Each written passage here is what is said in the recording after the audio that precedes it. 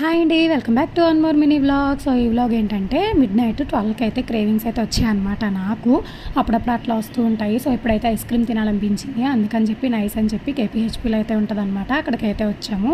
So ఇక్కడ వచ్చేసి చాలా ఫ్లేవర్స్ అయితే ఉంటాయి, మనం ఏ ఫ్లేవర్ కావాలితే ఆ ఫ్లేవర్ తీసుకోవచ్చు. సో మేము వచ్చేసి రోస్టెడ్ ఆల్మండ్ ఫ్యామిలీ ప్యాక్ అయితే తీసుకున్నాం అనమాట. ఇక్కడ అన్ని సిట్టింగ్ కూడా ఉంది, ఇక్కడ కూర్చుని కూడా తినొచ్చు. ఒక 2-3 ఫ్లేవర్స్ కలిపి మనం తీసుకొని కూడా తినొచ్చు అనమాట.